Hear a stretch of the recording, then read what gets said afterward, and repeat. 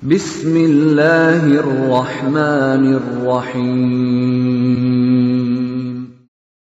وَلْتَكُنْ مِنْكُمْ أُمَّةٌ يَدْعُونَ إِلَى الْخَيْرِ وَيَأْمُرُونَ بِالْمَعْرُوفِ وَيَنْهَوْنَ عَنِ الْمُنْكَرِ. Assalamualaikum warahmatullahi wabarakatuh.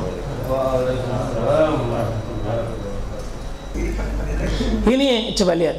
Wa in kana zu usratin, apabila ada orang meminjam itu Pak punya kesulitan, dia punya usrah, punya kesulitan mungkin karena pandemi, tidak jalan itu kodong bangkrut, ada masalah, ditipu, aib jalan, macet itu pekerjaan, macet itu usaha, sehingga utangnya itu usrah. Apa yang Allah perintahkan? Fanaziratun ila maisaratin. Maka pada saat posisi seperti itu, beri tangguh dia pada saat nanti dia longgar. Orang datang, Pak, ya sudah jatuh tempo ini Ustazku Pak, utangku Pak Ji, tapi begini dan begini. Ini betul-betul jujur dulu Pak, ini yang jujurnya dulu kita cerita ini ya. Maka kita diperintah Pak, fanaziratun, beri tempo. Kalau jahiliyah tidak, begitu diberi tempo, maka utang yang 1 juta dia pinjam menjadi berapa? Menjadi 2 juta, karena dipanjangkan ke waktu. Ini namanya riba apa? Riba nasiah, karena bergabung dengan riba fadal. Riba yang ada kelebihan, riba juga waktu. Setiap bertambah waktunya, tambah lagi. Setiap bertambah waktunya, tambah. Padahal uang dia tidak bertambah yang diambil, cuma karena waktunya yang ditambah panjang, maka tambah panjang, tambah banyak dia harus bayar. Inilah kehidupan hari ini. Kita berada di kungkungan manusia hari ini. Akhirnya Indonesia terlilit utang. Itu berapa sekarang itu? 50 triliun ya? 5.000 triliun. Sampai kode rata-rata kita sudah punya hampir 20 juta rata-rata utang tak warga Indonesia ini kalau mau dirata-rata Pak. Iya, 1 orang 20 juta. Coba kita punya utang. Karena itu yang berlaku hari ini. Di bank juga begitu, di pegadaian juga begitu, apalagi di rentenir. Nah, kita jawab dengan iman Pak. Saya maksudkan ini, saya yakin dengan begitu kita banyak, ada komunitas kita. Bagaimana komunitas yang robohkan sistem gini? Kalau ada orang pinjam, jangan kasih lebih. Tapi ingat, ini mau diobati juga yang lain. Jangan suka pinjam kalau tidak penting. Jangan suka sedikit-sedikit pinjam, sedikit-sedikit pinjam. Karena sebagian orang, mana aja lah Ustaz, yang penting berulang-ulang. Ini kan jelek juga prinsipnya itu ya. Sampai dia senang dan bahagia dengan utang, maka lahirlah perusahaan utang hari ini, perusahaan kredit. Memang menyiapkan jasa untuk kredit, lahirlah pelayanan kartu kredit. Padahal bangga dengan kreditnya, padahal indreng aja.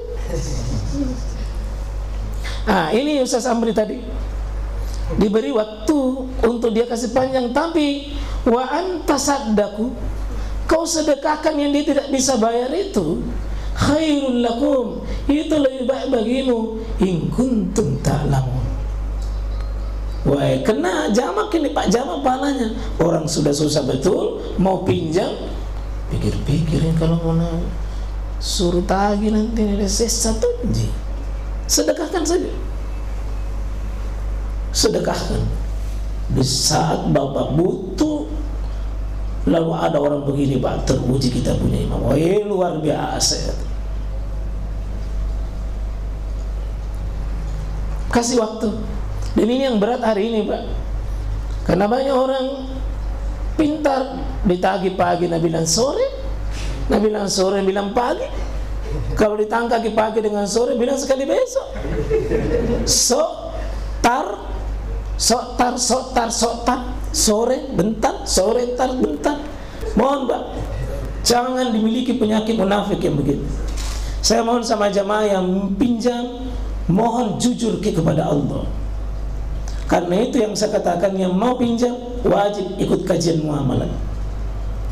Bukan Bapak berbisnis dengan saya, berbisnis dengan jamaah, tapi berbisnis dengan Allah. Kalau tidak jujur kita susah.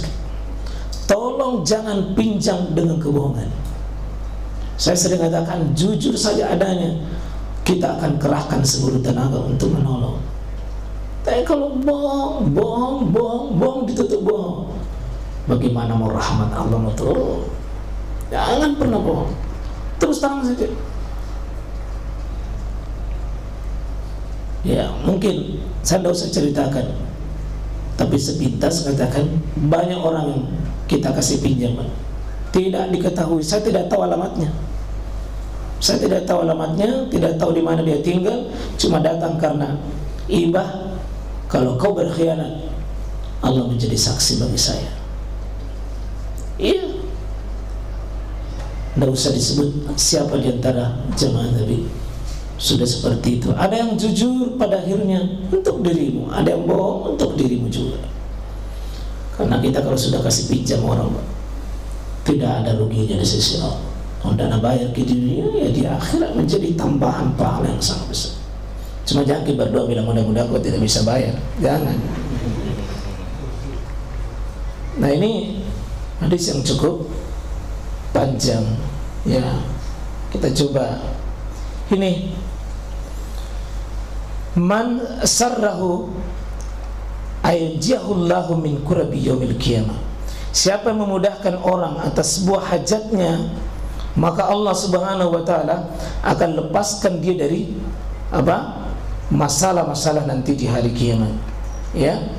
Jadi falyunaffis an mu'sirin, maka hendaknya kalian lepaskan kesulitan itu atas sebuah kesulitan orang, atau lepaskan itu, bebaskan saja.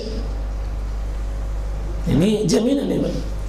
Nanti yang begini enak kalau kita terkonek hati kita dengan suasana akhirat. Siapa yang lepaskan seseorang, maka Allah akan nanti lepaskan kesulitannya. Di riwayat Muslim itu, ya. Man arada an tustajabah da'watuhu wa ayyat tukshafah kurbatuhu falyufarrid an mu'sin. Siapa yang mau didengar doanya, siapa yang mau didengar doanya. Jadi saya pernah ancam seseorang, mohon Pak, sebelum saya berdoa sesuatu, orang yang dizalimi, Bapak datang di sini dalam keadaan saya tidak kenal Bapak. Sekarang saya minta hak itu. Kalau Bapak berbohong, maka doa akan dikabulkan sebelum Bapak menyesal. Siapa yang mau didengar doanya, ya, dan untuk dia ditutup dari segala permasalahan dunia, ya, segala permasalahan dunianya, maka falyufarrid an mu'sir, longgarkan orang yang susah. Siapa yang mau didengar doanya oleh Allah, ya, disapa kita butuh lalu kita bantu orang, bagaimana itu doanya itu tidak dijawab oleh Allah, lah malu. Allah katakan, innallaha hastayyun karim, sungguh Allah itu mulia dan maha malu. Fayuraddu, lalu Allah mengembalikan tangannya itu dalam keadaan sifrun, dalam keadaan kosong. Saya malu, sebagaimana kau malu kepada saya tidak menolong hambaku yang kadang kesulitan. Apa kuncinya? Kata Allah, fayufarrid an mu'sirin, longgarkan orang yang susah, saya akan dengar doamu. Dan pada saat orang yang dizalimi berdoa seperti itu, bukan kebaikan kalau Bapak semakin lari dari tanggung jawab, tetapi semakin bangkrut, semakin lari, semakin hilang. Iya. Terakhir, iya, ini Nabi SAW juga sebutkan hal yang sama. Faizara mu'sirin, siapa melihat orang yang kesulitan, ya, tentang ujian masalah apa yang menangkut tentang dirinya, ya, maka lepaskanlah itu, niscaya Allah akan lepaskan seluruh masalahnya. Jadi salah satunya, Pak, kalau hari ini kita banyak masalah, coba cari sebab untuk bisa keluar dari masalah itu. Salah satunya sedikit peduli dengan orang, niscaya Allah akan angkat kita punya kesulitan. Itu saya kira, ya, itu masih ada, ya.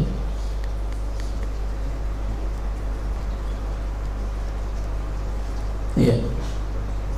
Ini juga Nabi SAW mengatakan, yakul man anzara mu'siran, siapa yang memberi tempo orang yang kesulitan, bahkan membebaskan itu kesulitannya dari bersedekah, maka azallahullahu, maka Allah akan lindungi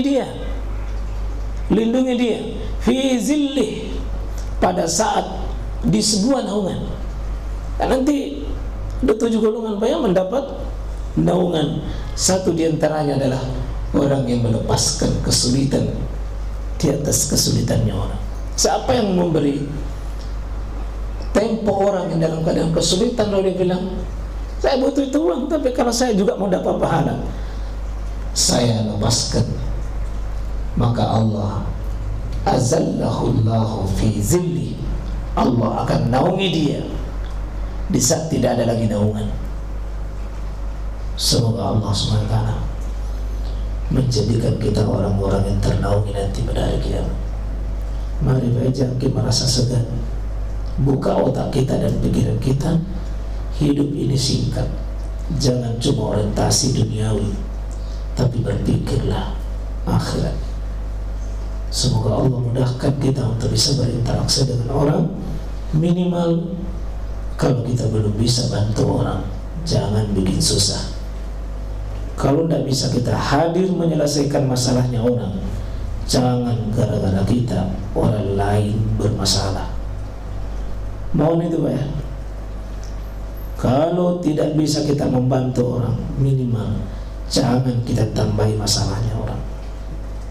Hadirlah menjadi rahmat, orang lain bisa tersenyum karena kita. Dan itu kesuksesan akhirat. Meskipun orang lain mungkin mengatakan bodoh-bodoh itu, tidak ada orang mau begitu. Iya, karena kehidupan sekarang ini kehidupan materi, dianggap sukses kalau materinya baik.